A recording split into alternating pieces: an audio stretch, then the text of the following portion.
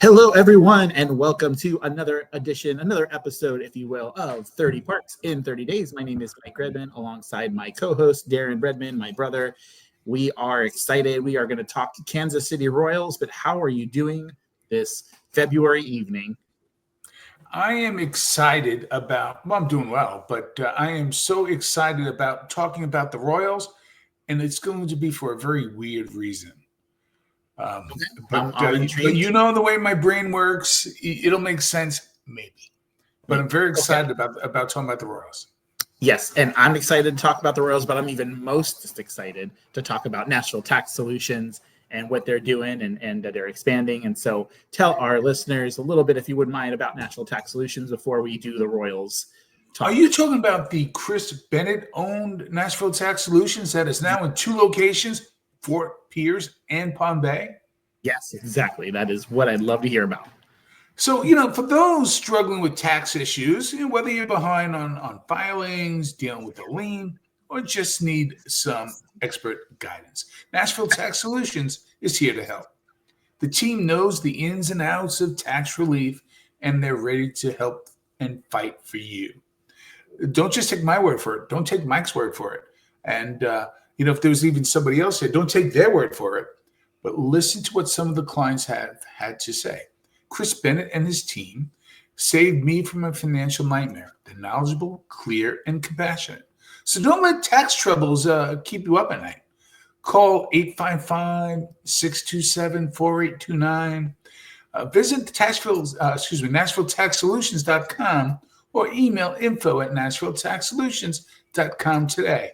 Nashville Tax Solutions, because tax problems deserve a real solution. If you're going to be up at night and worrying about something, worry about whether the Royals can go through the season injury free, like that kind of thing. Don't worry about taxes. Chris Bennett has your back.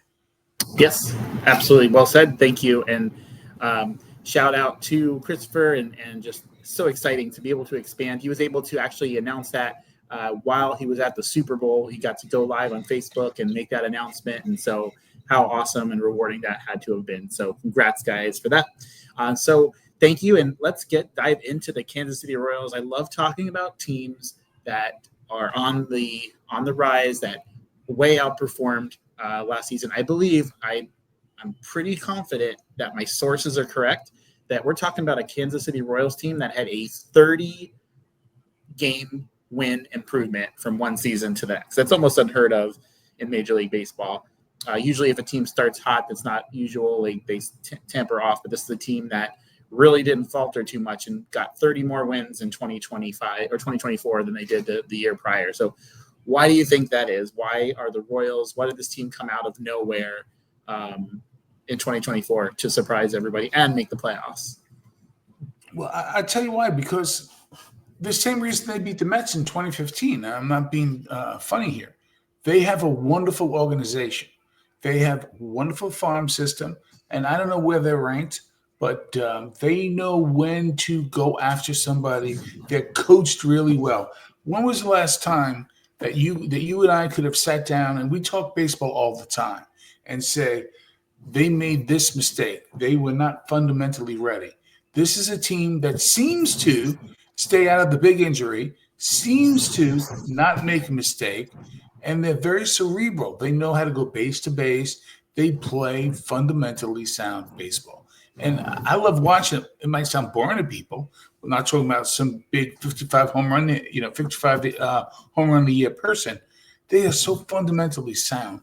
They just beat you with paper cuts. You just all of a sudden you're bled out because they just singles, doubles, get the big hit when they need it, strikeouts. Love watching this team play. I love it. And I love, there always seems to be two, if you're going to check off, okay, why is a team successful? There's two things. Number one, is there a young, exciting player that's transcending the game? Yes. Bobby Witt Jr., I believe is like one season of 42 home runs away from all-time top 10 home run leaders for the Royals. He's barely had a cup of coffee in the major leagues, and he's already doing that. But number two, an ex-Met exceeding on a new team. That seems to always be something that happens. And of course, I'm talking about Seth Lugo, who went from good reliever to stud starting pitcher who almost started the All-Star game. And so this is a team to be excited about for sure. And, that lineup, that Salvador Perez. So he's slated to hit cleanup for the Royals in 2025. I feel like he's been around forever. When I think of Salvador Perez, I think of Yadier Molina in terms of just longevity, knows how to call a game. And although Salvador is more of a power guy than Yadier was, so I get that, but just seems to be a guy that you can continue to plug anywhere in that lineup, even in 2025. And so it's exciting. This team is exciting. And, there's a few guys on the roster. Hunter Renfroe, I feel like he's got a list of teams like, hey, I haven't played on this team yet. I'm going to go ahead and sign up for them. And, yes. I mean, honestly. Why not?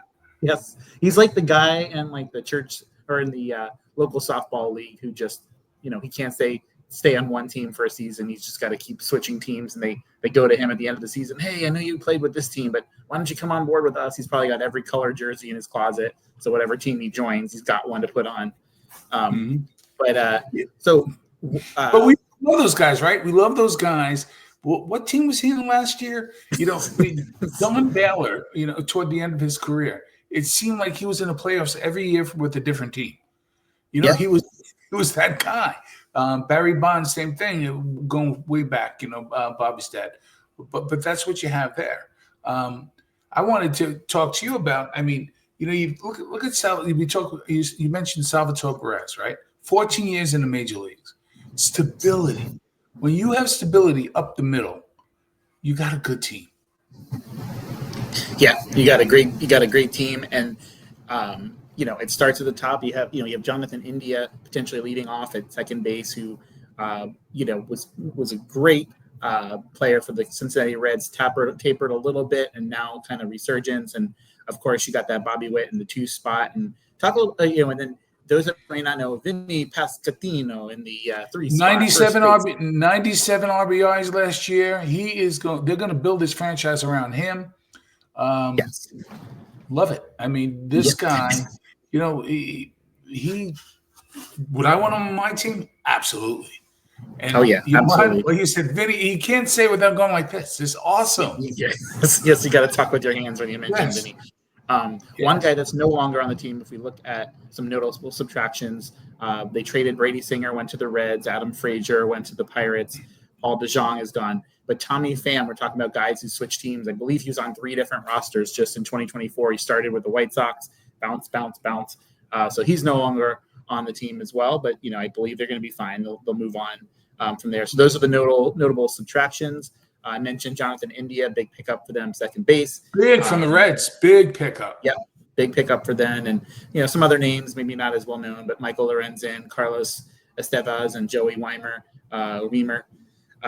is now with them as well. So good pickups. But if you're looking at their rotation, anything that stands out to you in terms of that? Because I see a name on there besides Seth Lugo that, again, is someone who was seemed like he was towards the end of his career and now is a bit of a resurgence with the right club. He's been on a few rosters as well. But any thoughts on their rotation? You know what? Shame on me, because I look at that pitching roster that starts and ends with Seth Lugo. Who are you talking about? I'm talking about Michael Wacha. So he was that's right. Remember for that small period of time, the Cardinals, he was like unhittable. He was like he reminded me of like that Mike Scott, like back in the day on the Astros, like just, I don't want to face this guy. And he was never like an ace, but he was just really good. But he kind of, he was with the Mets, did okay. He was with the Rays, got banged up a little bit, but had a really good season for the Royals last year. And so good to see him there. And neither of those guys are actually the ace of that team, which tells you a little bit of something about how good Seth Lugo was. I think he was 11-1 to start the year, but you have Cole Ragans as the head of that rotation. Yeah. So and Chris Bubic coming off of Tommy John surgery. I like those guys because you know what? If you could put somebody like him at the back of the bullpen, the back of the rotation, 5th starter, 6th starter, whichever way they want to go this year. Those are the guys that, high risk, high reward, right? You never know. You see some of these guys coming off Tommy John surgery and they struggle for half a season. And some of them, they throw the ball even better. So that should be interesting. Yeah, that should be interesting. And as we tie things up here with this little preview, per se, of the Kansas City Royals, One thing I wanted to mention too about them, they are unfortunately, so one downside, we talk a lot of positivity. Currently, they're ranked 27th in the minor league farm system. That's actually up from last year when they were 30th in the league. Well, So then that goes back to what I talk about, because I think that the farm system is pretty good. Why? 10 years ago, they won the World Series. Yeah. They're always in competition. It's a wonderful place to play. They sell out a lot. What do they do right? Right. And I think what it is their minor league system stays with their team. They're not traded away and cast off to Good call. Good call. So I think we can look at that 27th with an asterisk, just like we look at the some of the metrics, sabermetrics and all that kind of stuff that people either love or can't stand. So as we wrap this up here, Darren, I'm just going to put you on the spot. So 2024 Royals finished 86-76. Again, they had 56 wins the year before, second in the AL Central with a wild card. So where do you have them finishing? Right there. Are they one of the 7 playoff teams? They're in the playoffs if they don't get injured. And they tend to not get injured. They're going to finish right around where they did this year. And just to be real quick, what I meant, I think that the Kansas City Royals have some of the most wonderful uniforms, and they don't get the love that they should. Those powder blues and those crisp whites, those are gorgeous uniforms. Yes. And here's the weird thing. When we were younger, when they had that field there, that Astra field with the waterfalls, I liked it better than the field they have now. Yes. Yeah. It was a beautiful, beautiful stadium. Yeah. Oh, yeah. And that's someday soon we'll be chatting a little bit more about that stadium, but it is beautiful. And so I'm going to echo the same thing. I'm going to put them probably around maybe 2 losses more than they had last year. So right, like you said, right around the same. I think they'll probably finish 3rd in the division, not 2nd, but it'll be very, very close.